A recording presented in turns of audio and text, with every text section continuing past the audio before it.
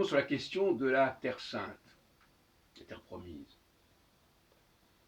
Je viens d'écouter d'ailleurs une émission avec Shlomo Sand sur ce sujet.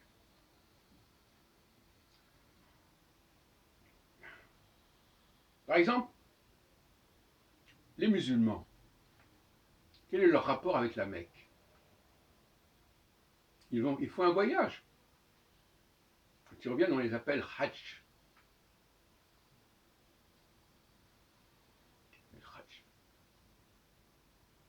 Ils ne vont pas s'y installer. Ben, c'est la même chose pour les Juifs. Dans le meilleur des cas, on pourrait dire, bon voilà, ben, qu'ils aillent faire un tour en Israël. Qu'ils aillent faire une expérience israélienne, comme moi je l'ai fait.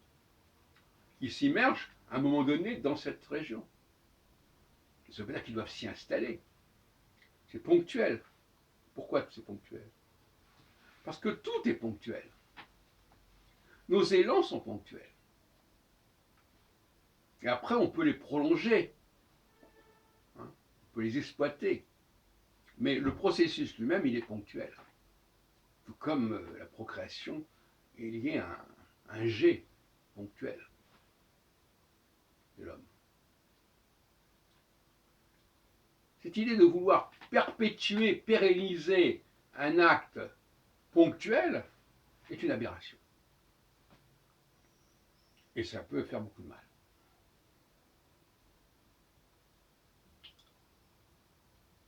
Le plaisir, souvent, le bonheur, il est celui du moment. Après, c'est autre chose. Après, c'est la conception féminine. Le moment doit être exploité, développé, pérennisé, perpétué, etc.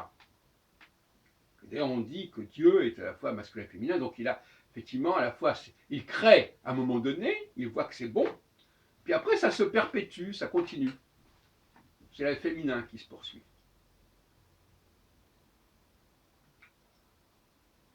Je disais d'ailleurs que d'une certaine manière, on exagère un petit peu, que dans la diaspora, on est dans le masculin, et dans la Terre Sainte, quand on s'y installe, on est dans le féminin.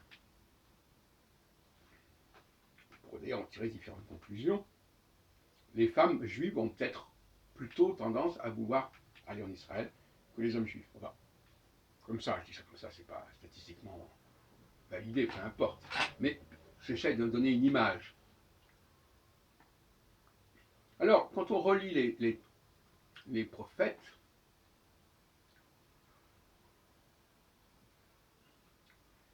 moi je dis déjà qu'on ne voit pas pourquoi Dieu aurait choisi cette terre-là particulièrement.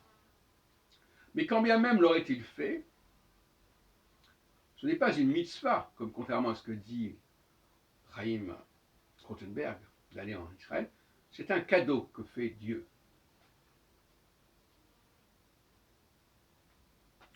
Un cadeau, on peut l'accepter, on peut ne pas l'accepter. Je peux faire plaisir à quelqu'un qui me fait cadeau de quelque chose. Mais ce n'est pas le problème. Le problème, moi, ce n'est pas ce qu'on me donne, c'est ce que je donne à l'autre. Ce n'est pas de recevoir, c'est de donner. Donc, bon, que la terre, telle terre ait été donnée aux Hébreux, ils en font ce qu'ils veulent. L'important, c'est ce qu'ils donnent à Dieu.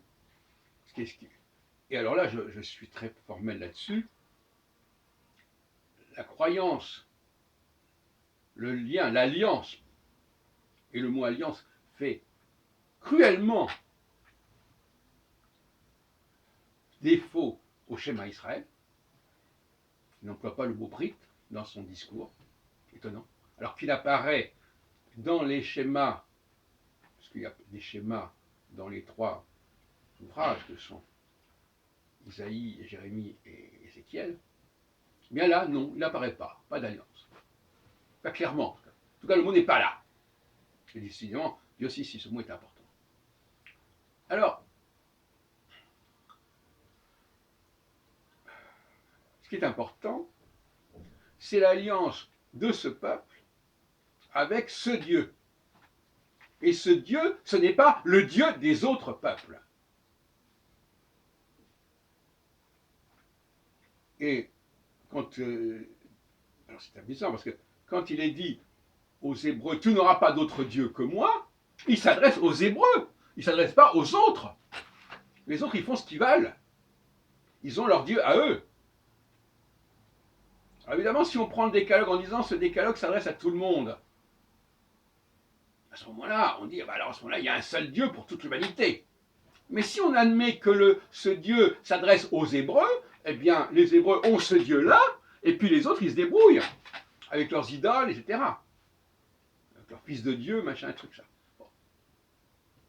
Pourquoi pas? Et à ce moment-là, l'alliance a un sens. Quand je me marie avec quelqu'un, je ne me marie pas avec le monde entier. Cette alliance, c'est parce qu'il y a une exclusivité. C'est une évidence. Donc tout ce qui fait la nature, la raison d'être de cette alliance entre les Hébreux et leur Dieu, et qui n'a pas forcément la même définition que les autres dieux. Le mot Dieu n'est pas censé avoir le même sens pour tout le monde,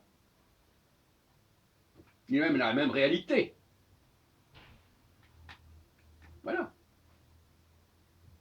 Cette alliance est spéciale, et ça donne aux Juifs une mission spéciale. Et je répète ce que j'ai dit dans une autre vidéo, ça leur donne des dons, des capacités, donc des droits, mais des droits parce qu'ils ont les capacités, de créer de nouvelles lois. Et qu'est-ce que c'est créer une loi? Ça veut dire découvrir une loi, comprendre une loi, créer des objets, des outils pour les autres nations. Des fruits, si on peut dire. Mais l'arbre n'est pas le fruit. On peut consommer les fruits, mais c'est l'arbre, il est l'arbre. On peut consommer l'eau d'une source, mais la source n'est pas le verre d'eau. Par conséquent, la question n'est pas de savoir s'il faut aller en Israël ou pas. C'est tout à fait secondaire. D'autant plus que les Hébreux ne peuvent donner pleinement leur capacité, ne peuvent développer leur capacité que en comprenant le monde, en étant immergés dans le monde.